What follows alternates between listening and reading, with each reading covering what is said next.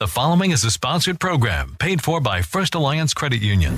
Welcome to Good Money Moves, featuring Jenna Taubel from First Alliance Credit Union and Andy Brownell. Here's Andy Brownell on Rochester's News Talk, 1340 KROC AM and 96.9 FM. Welcome to Good Money Moves. I'm Andy Brownell with Jenna Taubel, Director of Brand and Digital Member Experience with First Alliance Credit Union. Hello, Jenna.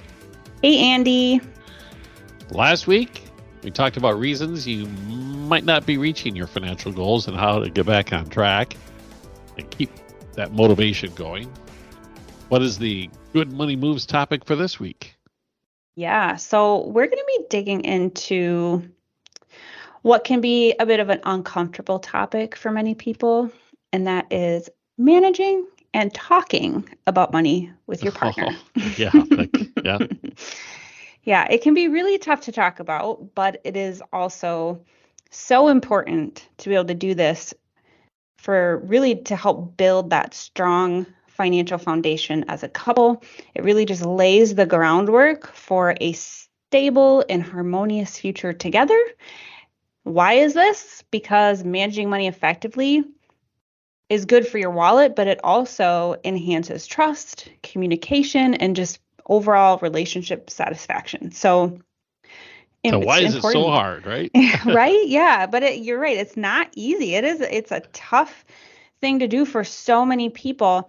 And I think, some of those common challenges that couples face when they are trying to manage money together all revolve around a couple of key things, right? There's the differing financial priorities and spending habits of each person in the relationship. There's different attitudes towards saving, investing, budgeting, right? Some people are all for it. Some people are more conservative. Some people don't want to think about it at all because it causes them too much anxiety, right? There's all this whole spectrum of attitudes around this stuff and feelings. And just overall, there's a lot of lack of communication about what financial goals each person wants to achieve. And then all of this kind of accumulates into this really big misunderstanding of your financial picture, and it just creates this overall financial stress in the relationship because you can't effectively talk about these things. So it is really, really important for couples to be able to openly discuss their financial values, set some mutual goals together, establish a plan for budgeting, saving, even investing together. So you're both on the same page about the how, why, when, where, all those details, right? And then at the end of the day, if you're able to do this, it really just creates a really collaborative approach that not only strengthens your partnership, but it then also fosters feelings of financial security and resilience in your home when you are facing a lot of those more difficult situations that life is going to throw at you as a couple. So if you can get the financial part out of the way and open the doors to discussing religion, how to raise your kids, and all that. Yeah. Well, but I mean, they all play together, right? They do. Money's at the heart of everything in our society. Even how much you're going to give to the church that you go to is a financial discussion, right? And and raising kids. Oh yeah, that's cheap. Yeah. Not. Emphasis on heavy sarcasm there, but yeah. So obviously an important topic to discuss. Very important. So the last couple weeks or few weeks, we've been talking about financial goals. And so I guess, what does this look like when you're trying to set financial goals as a couple? Yeah, so that's a great question. Setting goals as a couple is a crucial aspect to building a strong and sustainable relationship. And at the end of the day, it involves open communication, being able to talk about shared values, and joint commitment to having a common future that you're working towards. And being able to set goals as a couple also helps to just really foster a sense of teamwork, shared responsibility, and overall it promotes transparency in all of your financial matters. Yeah. Which then in turn helps in navigating challenges together. It reduces those potential conflicts related to money because you've already had a lot of these tough conversations ahead of time. So setting financial goals together is clearly important, but how do you do it, right? That's really what you asked me. So beginning by having those open and honest conversations about your financial situation, your values, your aspirations, right? Take time. Yeah.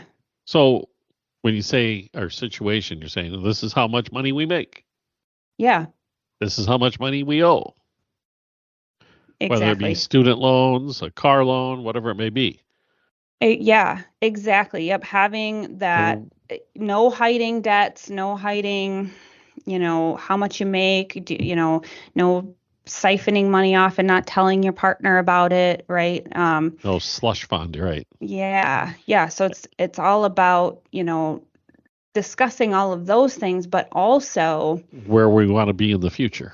Yeah. And the attitudes you have towards that, what are your spending habits and what are your long-term objectives? And, taking time to talk about all of that is going to help you find that common ground and really better understand each other.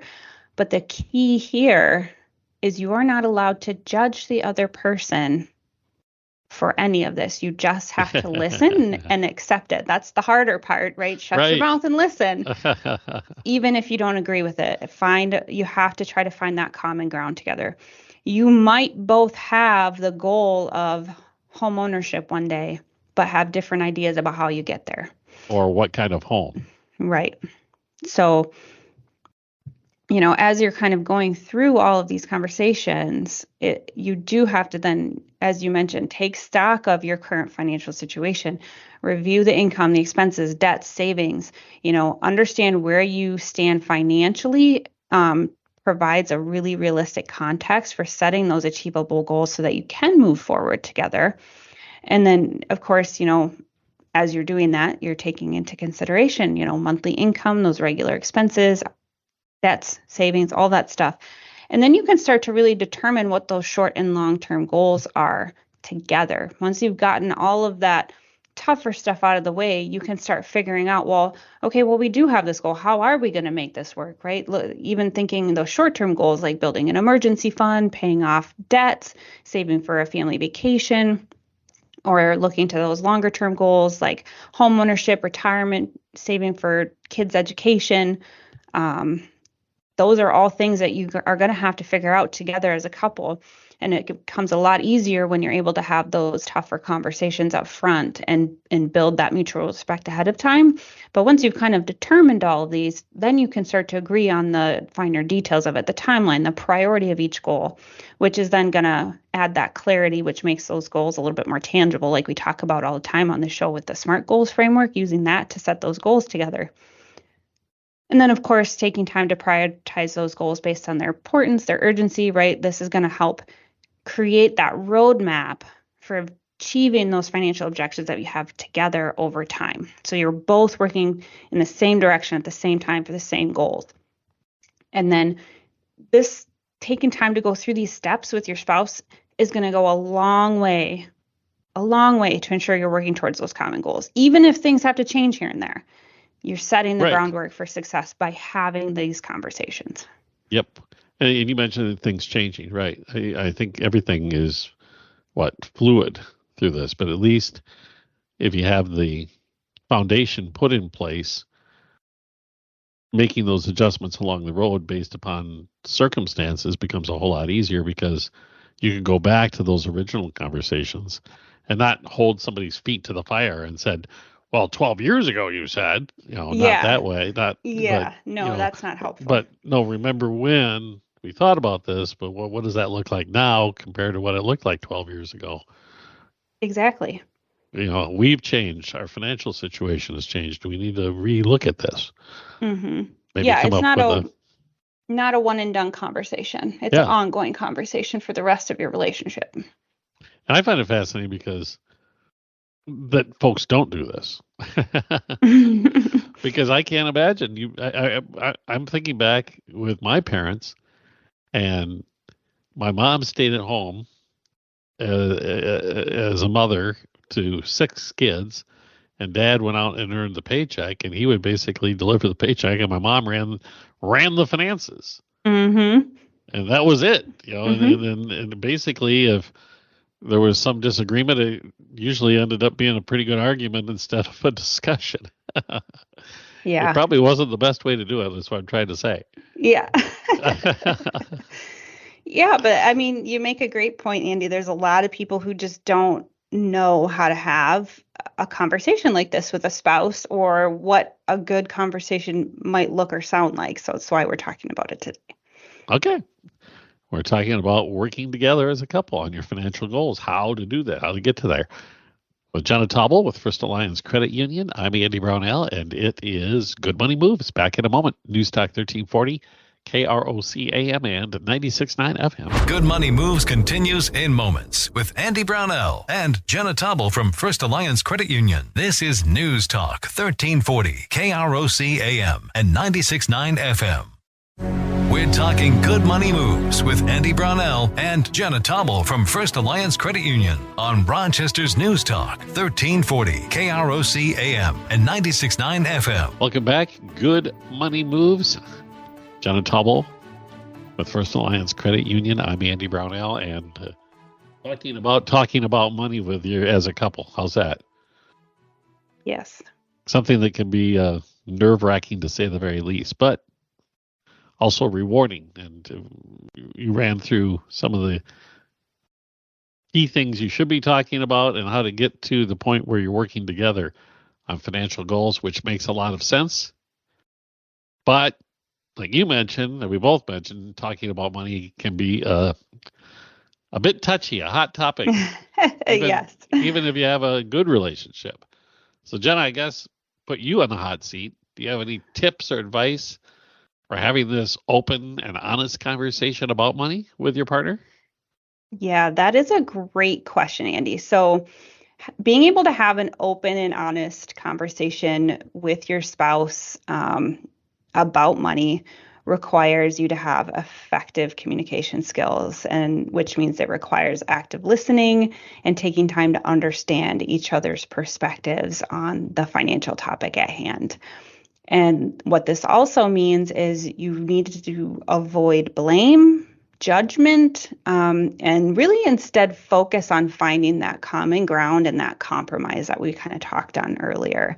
So it's essential to create essentially a safe space where both partners can feel comfortable expressing their thoughts and concerns about individual incomes, expenses, financial goals.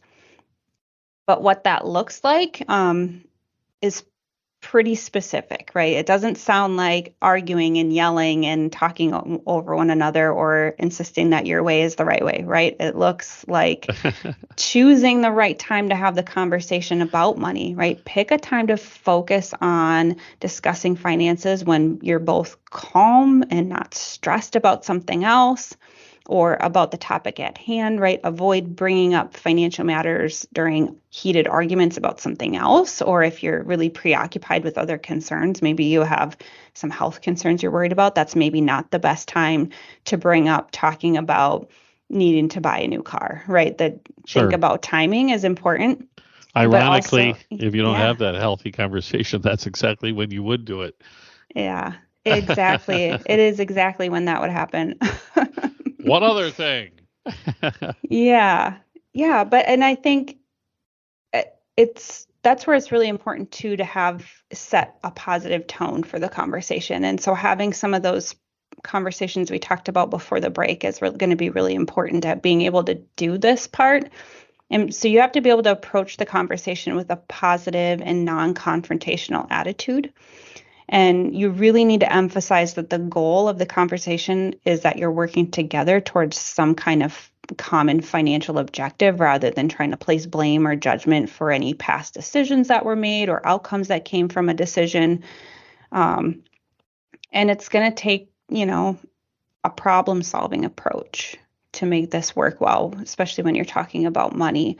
So approaching those financial conversations as that problem-solving session rather than that blame game, really focus on finding solutions and compromise that accommodate both partners' needs and priorities.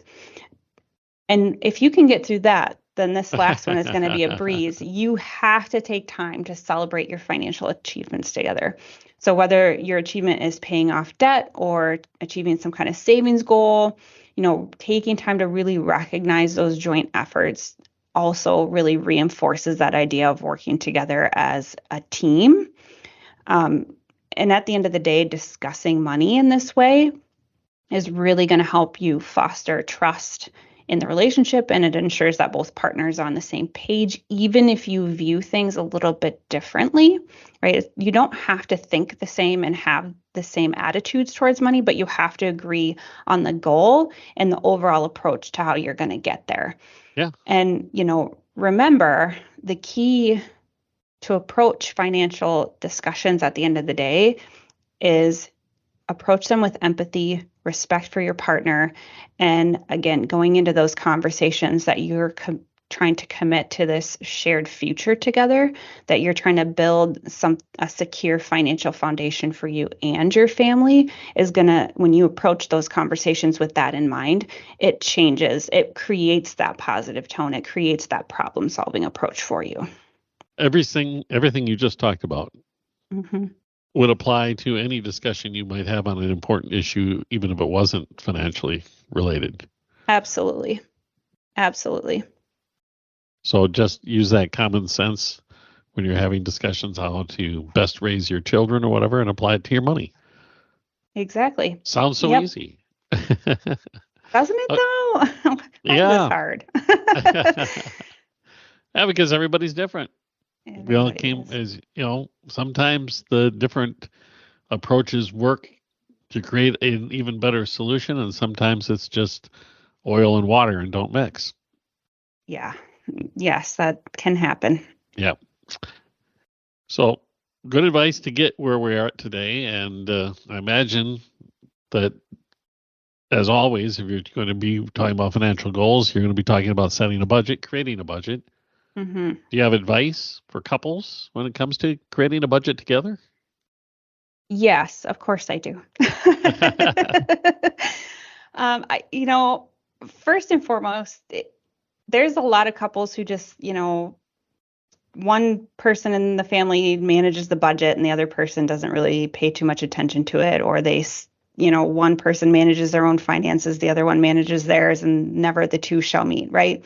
But there's nothing necessarily wrong with those two ways, but there is something very special about both building and maintaining a joint budget as a couple, because it really does offer a lot of benefits for your relationship. And firstly, it promotes, again, transparency and open communication about your progress on your financial goals and other money priorities that you have. It really does foster a sense of teamwork, as you both have to actively then contribute to managing and achieving those shared financial objectives, whether that be, cutting money in one area or putting more money in savings, whatever that looks like. You're doing that together.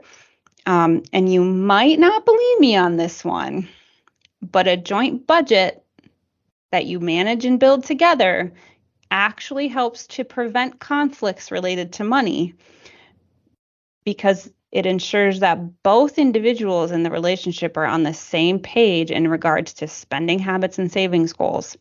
You might have to talk and maybe a little bit of bickering to get to where you want to be on that same page, but once you get there, it solves a lot of problems down the road. So to create and stick to a budget as a couple is another thing, right? So you have to start with creating really a comprehensive list of your combined income and expenses, just like you would if you were doing it only for yourself, right? You have to take stock of your combined income. What do you have together? You really have to understand how much money you have available. And then you can kind of start to use that as the basis to determine how much you can afford across all of your different budgeting categories. So once you understand your full income picture together, you take time to decide together how you're going to allocate those specific amounts to those different categories: groceries, utilities, entertainment, what have you. And this is really helpful in understanding and kind of reviewing together and agreeing upon together what is a need versus a want in your finances. And then also taking time to look at, those fixed versus variable expenses together. So you both have a full understanding of the impact that your income has, the impact of the decisions you make on how you're spending that money together. You're looking at that and reviewing that together. And it's really important as you're going through this process to be honest about your spending habits and be willing to, identify areas where adjustments can be made together, right? And don't play the blame game. Don't point to your partner and go, well, you spend too much money on your hobby, but I don't get to spend as much on mine. And that's not really what it's about, right? It's agreeing this much money is available for us together to spend on our hobbies and figuring out what that looks like from there. So you really do have to be realistic about setting those spending limits in the categories. You want to also avoid overcommitting, to certain areas, especially when it comes to your discretionary spending areas, and really just take time to understand and set those realistic limits. It's really going to help create that sustainable and achievable budget that you can manage together really effectively. And of course, then creating a budget is not set it and forget it. You do need to regularly review and then update your budget together and adapt to those changing circumstances in your life. Maybe one partner lost a job, or maybe you got a promotion, or, all kinds of things can happen. You had a baby, that changes things big time, right? So you have to take time to adjust that budget as these life events are happening. And it can also be really helpful then to establish a routine for discussing these financial matters together to really ensure that both partners in the relationship are actively involved and informed as these changes are happening, even especially, once a month you should be looking at it together. How did we think we were going to spend our money? How did we actually spend our money? Yep. What makes sense for next month? What things might be happening next month that aren't normal in a month that we need to plan for? Whose responsibility is it to make sure that gets paid for? Talk about those things ahead of time so something doesn't get missed or overlooked, right? And just take time to make those necessary adjustments. It does not have to be an hour-long conversation. As you start to get better at this, the conversations will become shorter, and you'll come to decisions together much more quickly because you'll start to understand each other and start to understand, what it takes what you need to do to give and take and come to a reasonable decision without a lot of argument or a lot of conversation around it in most cases. How to work together on this, yes. Yeah. All right. We're talking about addressing your financial goals as a couple, working with your partner on your financial issues. It's Good Money Moves, and we'll be back in a moment at News Talk 1340 KROC AM and 96.9 FM. Good Money Moves continues in moments with Andy Brownell and Jenna Taubel from First Alliance Credit Union. This is News Talk 1340 KROC AM and 96.9 FM. We're talking Good Money Moves with Andy Brownell and Jenna Taubel from First Alliance Credit Union on Rochester's News Talk 1340 KROC AM and 96.9 FM. We are back with Good Money Moves. Jenna Taubel with First Alliance Credit Union, and we're talking about working together as a couple with your partner on your finances and your financial goals. And I don't know, you didn't make it sound all that easy, Jenna, but you made it seem a little bit easy. And you used the word compromise quite a bit in the last segment of the program.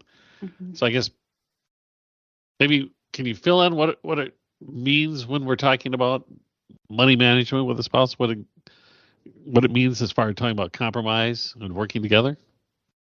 Yeah, that's a great question. So being able to compromise when discussing money involves finding common ground and making concessions to ensure that the financial well-being of both partners is being addressed. And what that means is that it requires a willingness to understand and respect each other's needs, preferences, perspectives, even when they differ from yours. So it also means that compromising doesn't necessarily mean that you have to sacrifice your own values or identity but rather you're seeking kind of these mutually agreeable solutions that really foster cooperation and understanding between the both of you, which then involves that open communication, empathy, like we talked about earlier, and that really a genuine effort to meet halfway and create a balance that allows the relationship to thrive all around.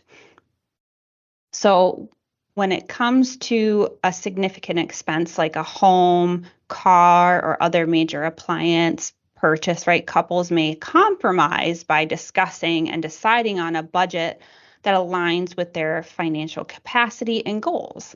Now, this may involve making other spending trade-offs or adjustments to other financial goals to accommodate both partners' preferences. Some couples may agree on a certain amount of, fun money each month, allowing both partners to really indulge in personal interests without straining the overall budget. It can also look like if one partner makes significantly more money than the other, there's, splitting the expenses 50-50 may not work. So then you have to make the decision about how to split expenses without straining one spouse's income more than the other. Or if one partner brings debt into the relationship, compromise may involve working together to create a plan for paying it off. Now, this may require adjustments in spending, a joint effort to increase income, or, finding a middle ground that then addresses any other financial challenges created by trying to aggressively pay off this debt, right? At the end of the day, compromising on money matters is really all about finding solutions that accommodate both partners' financial needs and wants so that you're working together. Yeah. Which would seem like common sense because that's what being a couple is all about, right? Exactly. And as usual, this is a rather deep topic. And we could talk about this for quite a while, the different nuances regarding talking to your significant other about finances and working through the various issues. But we're out of time almost. So I'm going to ask you, Jenna, to maybe point us in a direction where we can find out more. Yes, absolutely. As always, I encourage our listeners to visit our website, firstalliancecu.com. You can subscribe to our blog. We release new financial tips and advice every week. We have past episodes of this show at firstalliancecu.com/podcast or on krocnews.com. You can also subscribe to Good Money Moves on Apple, Google, and Spotify podcasts. If you love our show, please leave us a review on your favorite podcasting platform. Or if you have a financial topic you'd like us to cover or questions you'd like answered on Good Money Moves, please send me an email at marketing@firstalliancecu.com. Of course, I strongly encourage you to reach out to our team at First Alliance Credit Union so they can help you start making good money moves today. That's First Alliance Credit Union, federally insured by NCUA and an equal housing lender. This has been Good Money Moves. Thank you, Jenna Taubel. Of course. And we'll talk again next week about another Good Money Moves topic right here on News Talk 1340, KROC AM and 96.9 FM.